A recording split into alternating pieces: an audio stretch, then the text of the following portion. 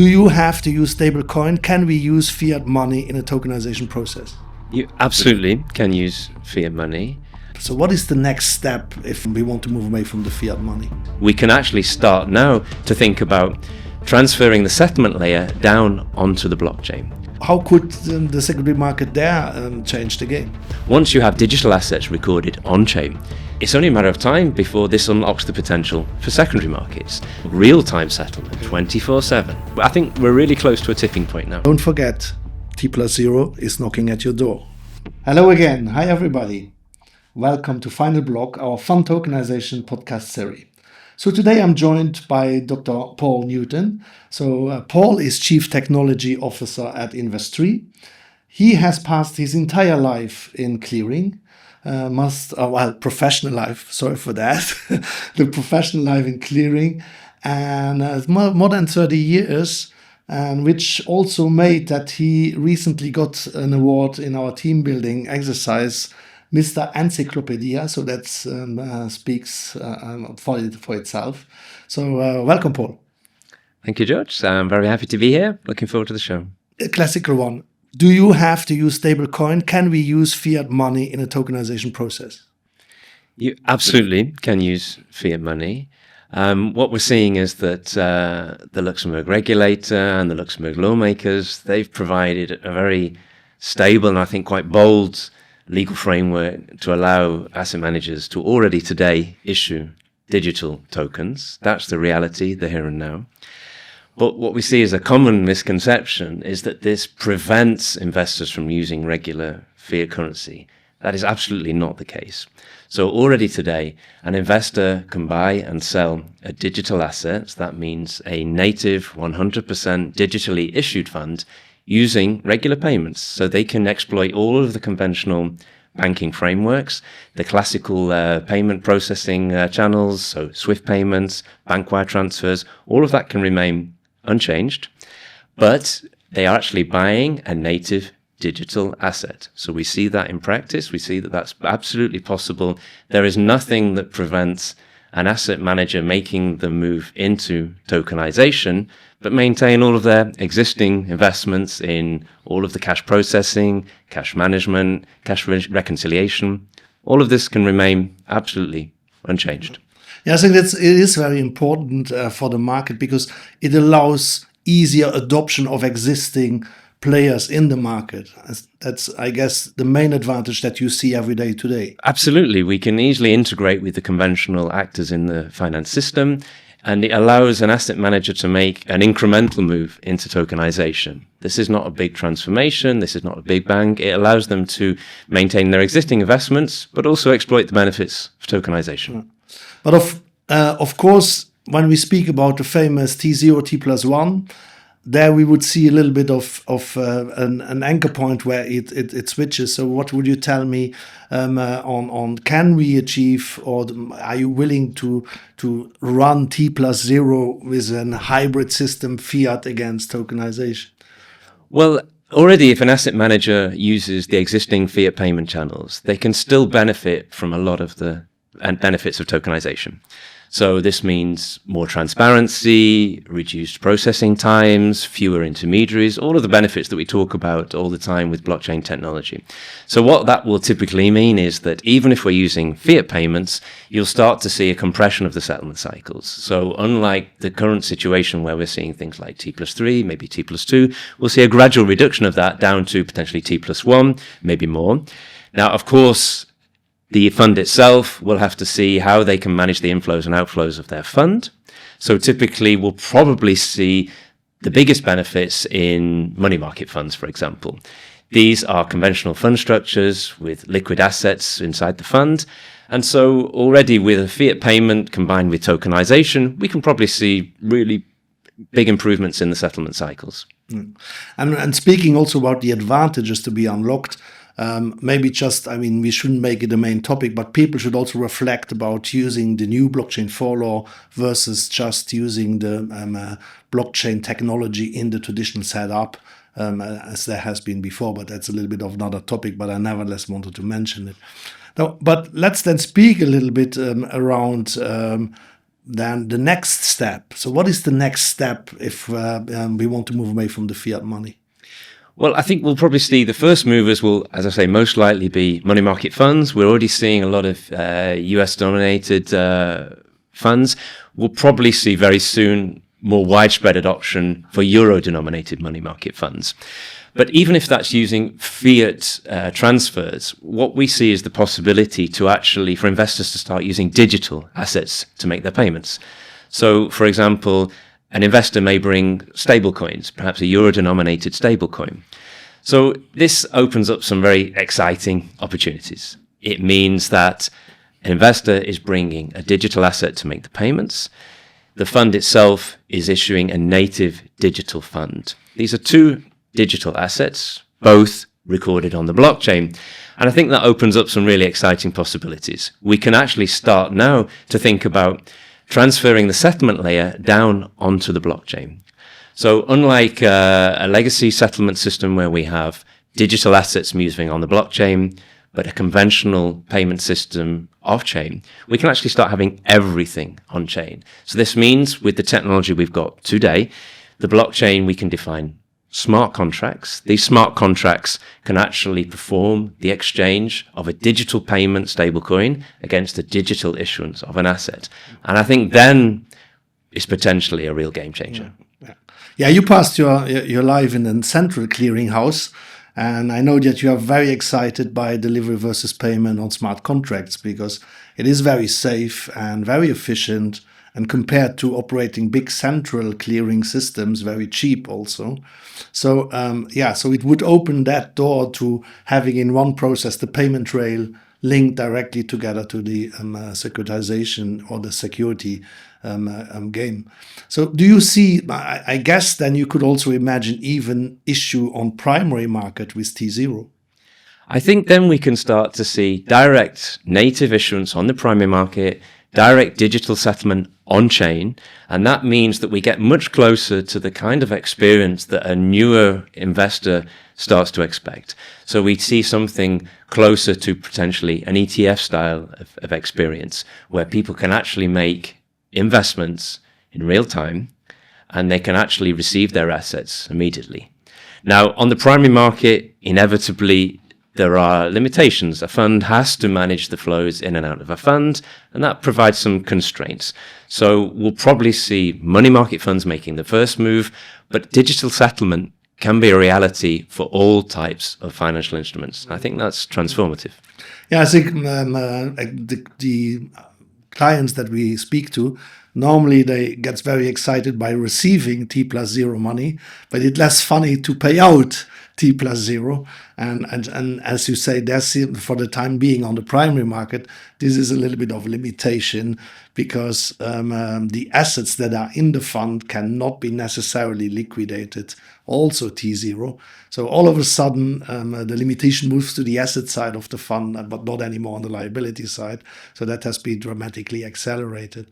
So it's really, really, really cool to see. And as you have said, I mean, most probably, or it is a matter of fact that we see today T+0 funds, money market funds, and they are more US dollar denominated. So what would you say about the euro framework? Well, we're seeing a lot of changes in the US market. We're already seeing movements towards tokenization, more widespread use of stablecoins, and that is only going to continue. And I think we're going to see more and more of that happening in Europe as well. We're starting to see a lot of interest from asset managers to see how they can use tokenization for their issuance processes. I think it's only a matter of time before we see a widespread adoption of euro-denominated money market funds. We're going to see an increase, widespread use of faster settlement. It means that we're going to start seeing more and more funds where T+1 starts to become the benchmark, becomes the standard. And we're potentially going to see that going further to T+0. And I think that's going to be really exciting for the European market. So the T+0 is of course needs then the digital money. But we have also said, well, look, a lot of people still hang on their fiat money. So would you say that can we bridge somewhere also for T+0 the fiat ramp up kind of game? Absolutely. I think as soon as you start to bring the settlement process on chain, I think you've got a lot of possibilities. We might see investors bringing stablecoins, paying in a native digital asset. We might see investors bringing other digital tokens. They may use a money market fund itself for the payments. These are possible as well. We might see a hybrid model. We might see the possibility for investors to bring their fiat euros, which are converted in real time for a stable coin, which are then itself performed on-chain settlement. So I think what we will see is that this technology will unlock a lot of different operating models. It becomes an enabler, and it really will let the market decide what makes the most sense for them. Absolutely. So I think what is really important is, so there are plenty of new opportunities going on and going up, and it's really up to the industry just to catch what is today feasible. I think that's really a fascinating journey if we compare with 4 or 5 years ago. Absolutely. Things are changing. They're going to move very, very quickly. And I think Europe has a real opportunity to be at the center of that. Yeah, the other element, of course, you mentioned the payment with money market funds in a settlement process, which I found also is very interesting because it melts down at the end of the day is if you have an investment account, is you pay your investment by your savings. I mean, because money market is a kind of short-term saving vehicle. So you would get interest until the last moment. And if you redeem, you get interest directly the moment you get your money, which is a very interesting feature. That's right. You make money on both sides. So let's then move a little bit. We have now spoken about the primary market and the limitation a little bit that there could be right now on the primary market because of the fund management side, how to organize liquidity. If we move into secondary market, is that still a real hinder? Well, I think tokenization will already bring a lot of benefits to the primary market. We're seeing a lot of interest from asset managers. We'll see inevitably settlement processes will get moved onto the chain, and that will bring a big benefit to the investor. But you're absolutely right. I think the secondary market starts to become a reality as well. Once you have digital assets recorded on chain, then it's only a matter of time before this unlocks the potential for secondary markets. That means that an investor can purchase units in a digital fund, but then they can sell them to other counterparties on the secondary market. Now, this has big possibilities, because what this means is that you're no longer constrained by investing in and out of the fund. The asset manager doesn't have to invest the cash or release the cash for redemptions. It means that all of the secondary market activity can take place on-chain, but without impacting the fund at all. This is completely transparent for a fund. This is a real secondary market. And then we start to see the benefits of dynamic market pricing. We're going to see real-time settlement. At that point, you're getting a real experience, much closer to the kind of experiences you see in ETFs and crypto exchanges. Yeah, but you used to speak about ETFs, and of course ETFs is the model that right now has the most inflow, and most probably why does it have the most inflow? Because investors like the kind of features, and the kind of features is of course known price. It's not unknown contracting, known price. It's direct settlement, and it's very efficient and cheap. So does tokenization give you the same kind of features, you would say? Absolutely. I think tokenization is going to be the key to unlocking a real secondary market. Here in Luxembourg, investment funds are essentially based around primary market trading. A secondary market can absolutely be a reality with tokenization, and then that's a big deal. So we could have a better version of ETF because it is 24/7, which is not the case with ETFs. And it might most probably also even cheaper to operate. And also, as a consequence, cheaper for both sides, the asset manager and the investor. Absolutely. Lower prices, more transparency, and yes, 24/7. So the other good case, I believe, that where this secondary market could be of extreme value is LTIFs. LTIF is a market whereby we have, by nature, long-term investments on the asset side, while we want to allow the investor to go short-term in and out. And short-term is still relative, because there is lockup periods, there is gating happening, gating rules potentially applicable. So how could the secondary market there change the game? I think an LTIF is an interesting case study. It's something where we're seeing a lot of interest at the European level. This is something that's really been encouraged for long-term infrastructure building. But you're absolutely right. There are a lot of restrictions for an investor. restrictions on holding periods, restrictions on ramp-up periods, and so on. So what a secondary market could do is potentially enable that to be a much more liquid asset, which means that it becomes much more interesting for investor.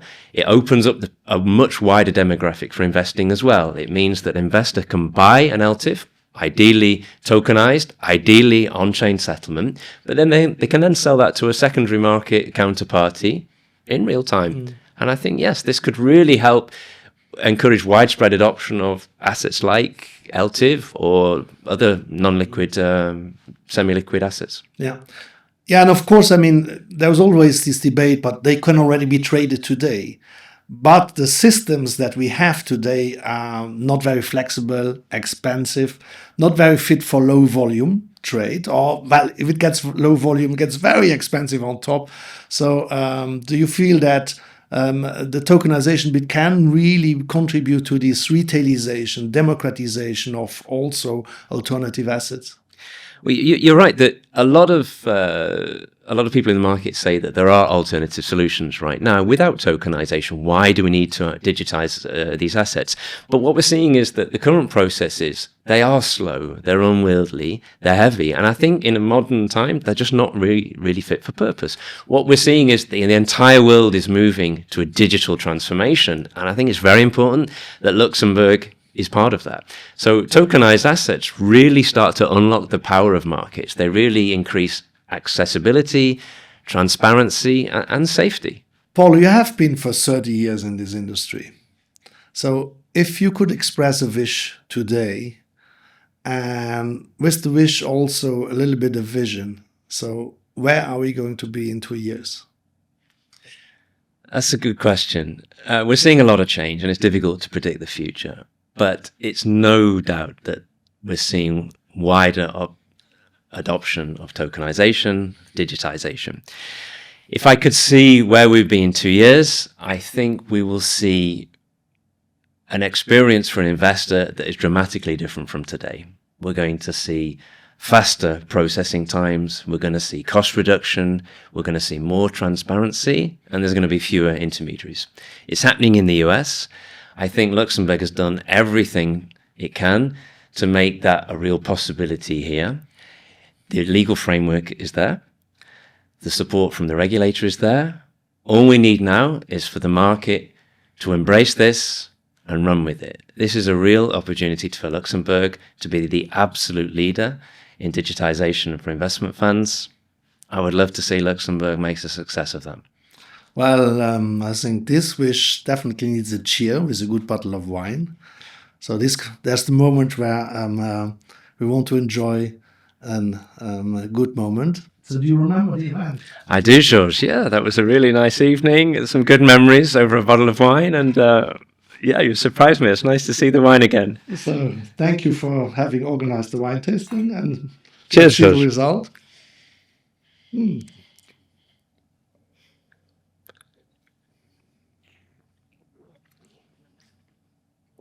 Yeah, it still has a lot of power. Huh? Excellent. Yeah.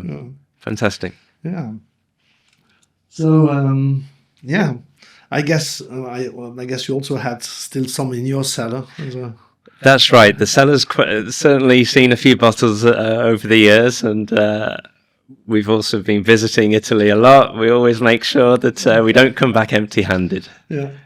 So maybe to conclude a little bit on this session also, I mean, we have spoken about, okay, your wish list. How do you see the market go? And I'm pretty sure that's the way it's going. I'm also pretty sure if we look at the recent news going on is that we rather see a big wave coming than a small wave. But what is right now amongst the most exciting stuff you're working on? Well, there's a lot of things happening. I think since we've seen the introduction of these blockchain laws, we've seen a complete change in the market. There's certainly an appetite for these advantages.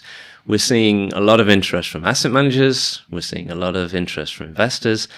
I think we've got some interesting dossiers in the pipeline. Something I'm working on at the moment, we're working together with an asset manager to actually issue their fund natively, digital, direct on-chain, but also make this available for real-time trading on a secondary market, 24/7. Now, that is something that will be a big change in the industry. That's fully digital, on-chain, market transparency. Interesting. So have you been able to prove the 24/7? Absolutely. We've got a good team of technology experts. We've put in place solutions. We're something that we've demonstrated to the fund, and we're just waiting to make this a reality and launch this. And I think we're going to start seeing a lot of interest from the market when they see what's possibility. And when we speak 24/7, I guess T0. 24/7, instant. T0. Yeah. That's it's going to be exciting, and I really think once we start to see what tokenization can do, I think we're going to see a lot of interest. I think we're really close to a tipping point now. This closes our session today. Thank you very much, Paul. As you know, we have already done previous series on all kind of other topics, and we are going to continue to produce to really bring the knowledge into the market. So hope to see you at another session very soon, and don't forget, T+0 is knocking at your door.